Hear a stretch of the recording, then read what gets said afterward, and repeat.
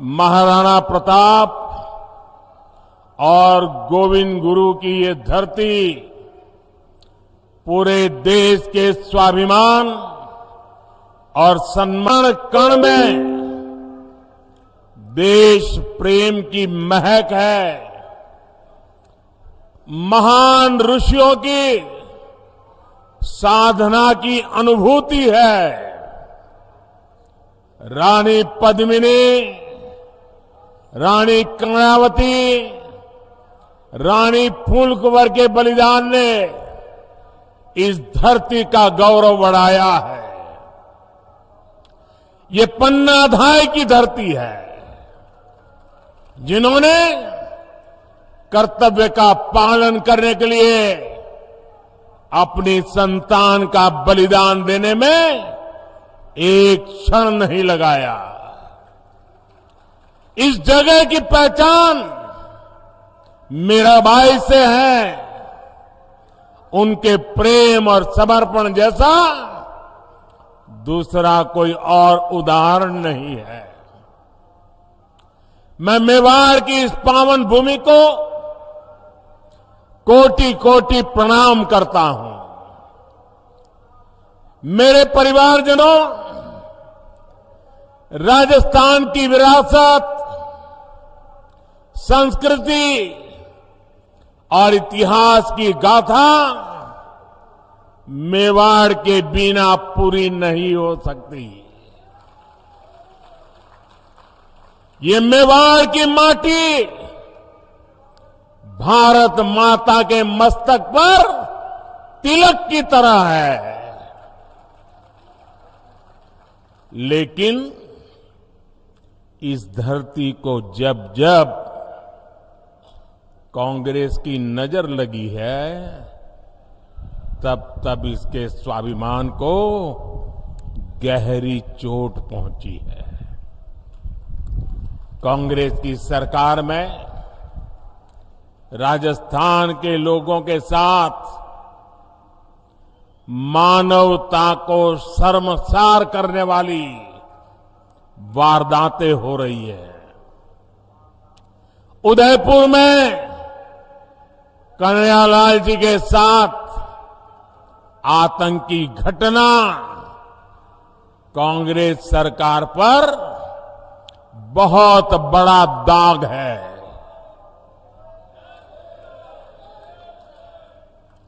ऐसी जघन्य वारदात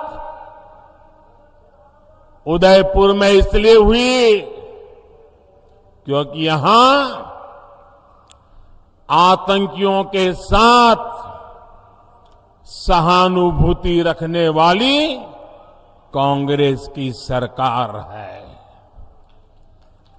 साथियों, कांग्रेस सरकार की तुष्टीकरण की नीति ने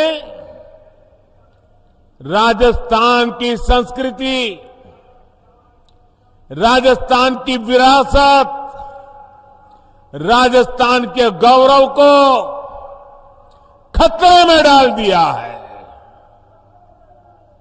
जैसे हालात राजस्थान में पहले कभी नहीं बने, वो पिछले 5 साल में हमने देखे हैं। किसने सोचा था कि राजस्थान में कभी रामनवमी की शोभा यात्रा और कांवड़ यात्रा पर भी प्रतिबंध लग सकता है। लेकिन ये पाप कांग्रेस सरकार ने किया है। क्या ऐसी कांग्रेस सरकार को राजस्थान में रहने देना चाहिए? ऐसी कांग्रेस को राजस्थान में जगह मिलनी चाहिए? आज यहां कांग्रेस सरकार है, इसलिए पीएफआई जैसे आतंकी संगठन बेखौफ होकर रैलियां निकालते हैं। आतंकियों की हमदर्द कांग्रेस सरकार राजस्थान को तबाह करके मानेगी। क्या हम राजस्थान को तबाह होने देंगे? क्या हम राजस्थान को तबाह होने देंगे? क्या हम राजस्थान को बर्बाद होने देंगे? राजस्थान के कितने ही क्षेत्रों में अब गरीबों के पलायन की खबरें आने लगी है।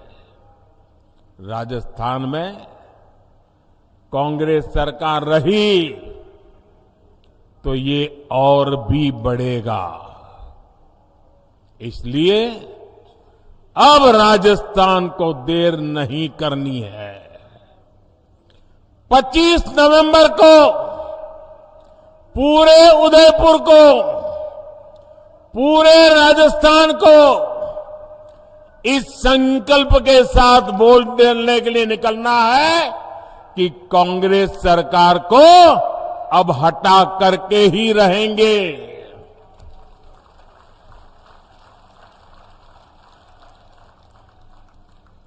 मेरे परिवारजनों, आज राजस्थान में न दलित, पिछड़े और गरीब सुरक्षित है और ना ही हमारी बहन बेटियां सुरक्षित है। कांग्रेस ने महिलाओं के खिलाफ अपराध के मामलों में राजस्थान को नंबर 1 बना दिया है। कांग्रेस सरकार महिलाओं के खिलाफ अपराध को काबू कर पाने में पूरी तरह नकारा साबित हुई है। और शर्मनाक ये कि कानून व्यवस्था के सवाल पर कांग्रेस के मंत्री मजाक उड़ाते हुए कहते हैं कि ये मर्दों का प्रदेश है। डूब मरो कांग्रेस के लोगों, आपके मुंह से ऐसे शब्द निकलते हैं। आपने सिर्फ राजस्थान की माताओं बहनों का ही अपमान नहीं किया, आपने राजस्थान के मर्दों का भी अपमान किया है। राजस्थान के मर्द माता बहन की इज्जत के लिए अपना सर कटाने के लिए तैयार होने वाले लोग होते हैं। उनकी मर्दानगी माता बहनों की रक्षा के लिए समर्पित होती है। और तुम्हारे मंत्री सबके बीच बेशर्मी से ऐसी भाषा का प्रयोग करे। मेरे प्यारे परिवारजनों, ये कांग्रेस की यही असली सोच है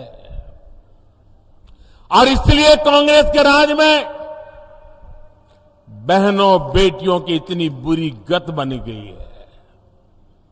अभी उदयपुर में ही कुछ दिन पहले ही 2 बहनों की निर्मम हत्या की गई थी।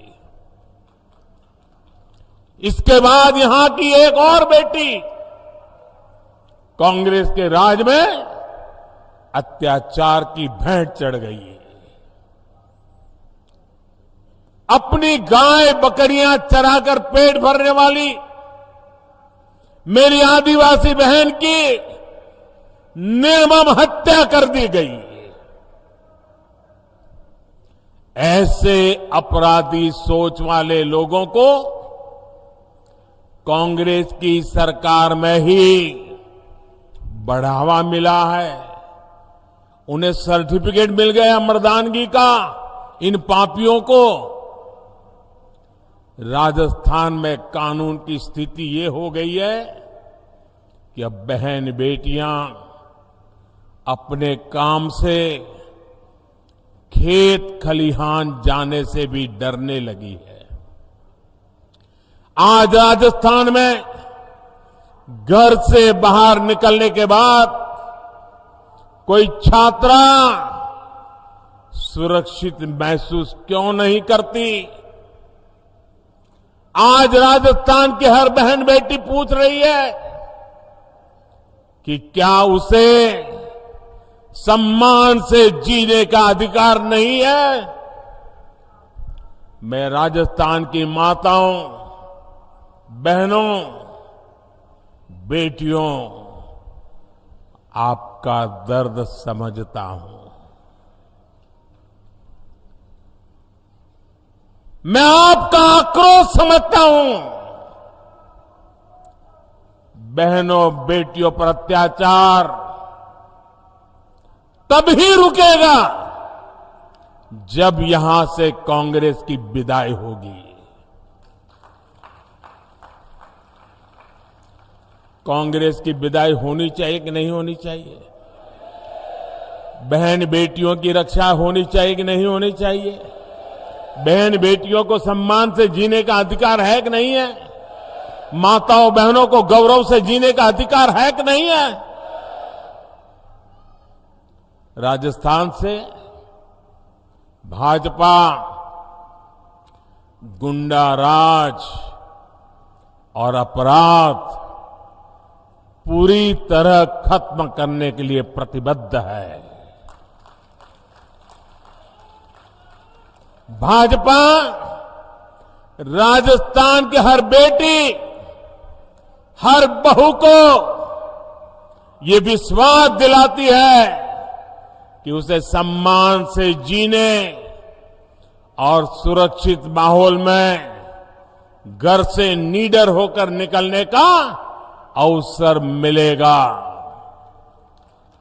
और ये मोदी की गारंटी है।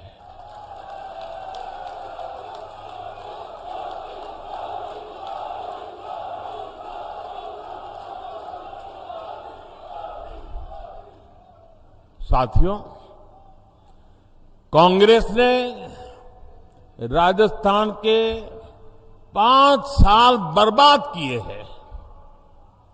5 साल तक राजस्थान की सरकार इसी में उलझी रही कि कुर्सी पर कौन बैठेगा,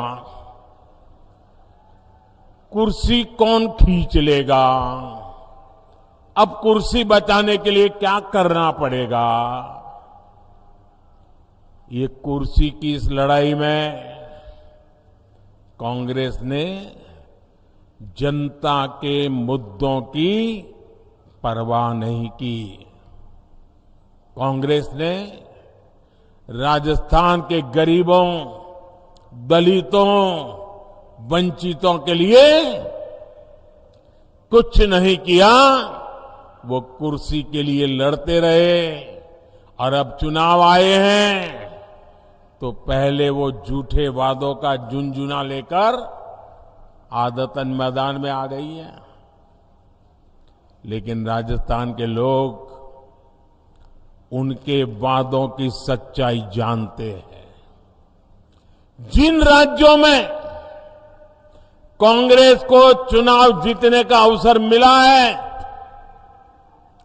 वहां कैसे उनके हर वायदे झूठे साबित हो रहे हैं, उसे हम सब देख रहे हैं। सौगंध लेना मेवाड़ का संस्कार है, लेकिन मेवाड़ सौगंध को जीतना जानता है, सौगंध के लिए मरना जानता है। मेवाड़ किसी को धोखा नहीं देता। लेकिन यहां की कांग्रेस सरकार 5 साल से जनता को धोखा ही दे रही है। कांग्रेस की हर योजना में एक धोखा जरूर होता है। कांग्रेस ने मिडिल क्लास को राहत देने का वादा किया था, लेकिन कांग्रेस सरकार पेट्रोल डीजल पर रिकॉर्ड टैक्स वसूल कर रही है। मध्य प्रदेश से यहां पेट्रोल महंगा है, गुजरात से यहां पेट्रोल महंगा है, गोवा से यहां पेट्रोल महंगा है। अरे उत्तराखंड जैसे छोटे राज्य से भी राजस्थान में महंगा है। कांग्रेस ने राजस्थान में गरीबों को राशन देने का वादा किया, लेकिन यहां की सरकार बच्चों का राशन तक खा गई, बच्चों का राशन खा गई।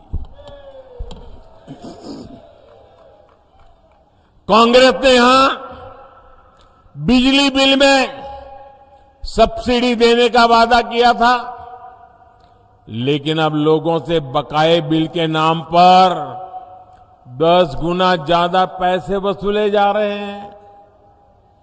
कांग्रेस की नीतियों की वजह से यहां बिजली की इतनी किल्लत हो गई है कि उद्योग तबाह हो गए हैं। मेरे परिवारजनों, कांग्रेस का एक ही एजेंडा है, राजस्थान को लूटो, कांग्रेसियों की तिजोरी भरो।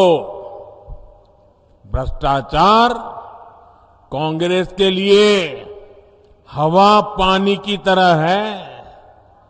जैसे हवा पानी के बिना कोई रह नहीं सकता, ये कांग्रेस भी उसके बगैर कांग्रेस का काम चल ही नहीं सकता।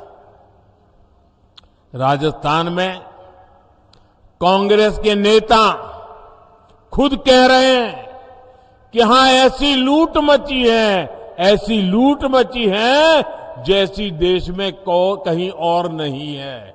ये उनके नेता बोल रहे हैं। और आप देखिए, यहां के भ्रष्ट अधिकारियों के लॉकर से भारी मात्रा में सोना बरामद हो रहा है। सोना, अभी आलू में से बना हुआ सोना है कि लोगों के जेब काट करके बना हुआ सोना है। ऐसे ऐसे मामले सामने हैं जहां सीएम के करीबी अफसर एक साल में 2-2 दर्जन फ्लैट खरीद ले रहे हैं। राजस्थान को इस जंगल राज से निकालना बहुत जरूरी है।